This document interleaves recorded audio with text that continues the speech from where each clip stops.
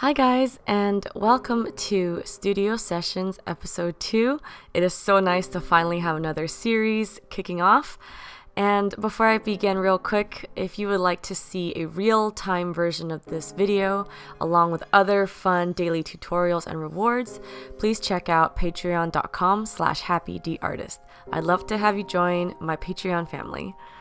And before I dive into today's topic of discussion, I am just super excited about this new drawing series that I'm working on. This is going to be the first of 3 time lapses that I'm going to be producing, hopefully all before the end of the month. And they're all going to share a very similar theme. And they're going to be Asian, or more specifically Chinese influenced headdresses, backgrounds, and other fun little details like the hair ornaments, the makeup style, things like that. I was just super inspired by the ancient Chinese costumes and the ancient Chinese aesthetics. I'm not really sure exactly what dynasty it's from. I don't want to get my history wrong, and I don't want my dad to get mad at me for getting the wrong dynasty, so I'm just gonna admit that I'm not really sure what dynasty this is from, but either way, I found it super inspiring, and I just wanted to try something different. I think lately I've been doing obviously a lot of very surreal women, and I'm definitely going to continue to be producing surreal work. I think no matter what experiments I run, I always love incorporating surreal fantasy elements into my work, but I've never really made an oil painting of a very Chinese or Asian looking woman with Asian looking elements. So I think it's about time that I really found my roots and, found some inspiration in my own culture. So I'm really excited for this series, and this drawing is going to be turned into an oil painting as well. So keep an eye out for that. I'm going to be filming the entire time lapse for the oil painting version of this drawing, and I can't wait to share everything with you guys. Okay, so on to today's topic of discussion. I was thinking about what to use for today's voiceover because I have so many little ideas and you guys always leave me such great comments. And lately I've been going through just a huge phase where I'm producing artwork constantly, like on a daily, hourly basis. I'm trying to get pieces together for a lot of gallery shows coming up, and I've just never produced this much work in my life, like in this dense period of time. And it got me thinking about self-critique, because if you're in an art class or in school, you might be used to a format where either you have a teacher or a classroom of peers that can routinely help critique your work, help you reflect on your progress, and help you kind of pinpoint areas where you need to improve. And as a self-employed artist, or if you're doing art at home and you're too shy to share your work, or perhaps you're feeling anxious about maybe being judged or hearing some harsh criticism, which is totally understandable. I think it's only human to have that fear. But either way, if you're not constantly sharing your work with others, or you don't have access to a pool of people who can offer you helpful critique, you really do have to learn how to critique yourself. And that's something I've been doing a lot lately because I've just been kind of alone at home painting by myself, and I really still want to make sure that my pieces are at the highest bar of quality. And I don't know, I usually welcome critique, and if I have artist friends who can offer critique, that's great. But these days I've just been really holed up and haven't really spoken to many people, so self-critique came in handy, and I just wanted to share some quick little tips. I think the number one tip for self-critique is you have to view your artwork from the eyes and perspective of an outsider. Because I think at times, at least for me personally, I'm not sure if it applies to everyone, obviously we're all different, but for me personally, if I don't kind of catch myself and force myself to view my work from an outsider's perspective, I tend to basically almost be too nice on myself.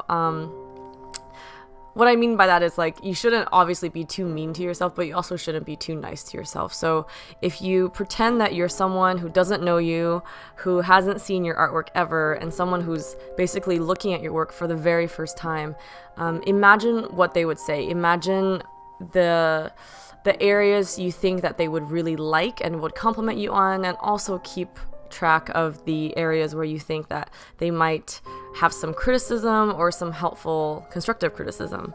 So whenever I view my pieces, I try to pretend that, you know, that I'm an artist who doesn't know me, has no history with me, and no history with my artwork, and try to imagine what they might say. And more importantly, I also try to imagine myself as an outsider seeing not just one of my pieces, but my entire body of work. And I think it's important. This kind of leads to my next my next tip, and that is, you shouldn't just critique one piece of artwork at a time. I think you should always keep an eye out for your entire body of work and track kind of the progress you've made. And, things to keep in mind are, is my body of work improving over time gradually? Obviously every piece is going to fluctuate a little bit, but over time, like the course of a year or the course of 6 months, you should definitely be seeing some improvement. So make sure to always look at your pieces as a whole and see if you can sense some improvement. Also try to think about your creativity and the subjects you're trying to draw. Make sure that while you keep a consistent signature style, also ask yourself, like, am I pushing the boundaries? Am I experimenting enough and trying new things enough? Am I taking enough risks and allowing myself the chance to learn something new? And also, I just want to say, when you're self-critiquing, it's really easy to fall victim to a really negative headspace where you just kind of hate everything you do and say, well, this sucks, this isn't as good as I want it to be, or this isn't as good as some other artist. And that's something I really, really want you guys to be aware of, to not let yourself get to that headspace, because it's so discouraging and counterproductive. I'm not saying you should shower yourself with compliments or make excuses for yourself, but definitely try to have a positive, motivating outlook. Try to move forward instead of focusing on the areas that you regret. So don't ever compare your artwork to other artists. Rather, you should compare your current artworks to your own past artworks and try to think about what you can do better. And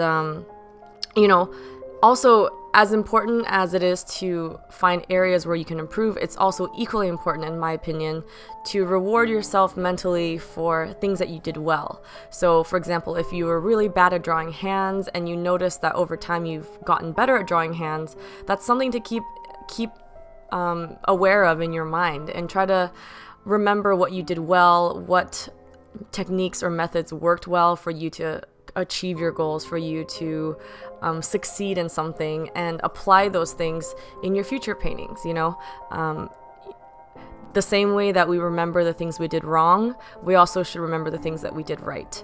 And lastly, I know a lot of you guys ask me about proportions, and while I don't try to make my women have the most human proportions, I do think it's important, especially early on, if you're just starting out, to learn proper proportions.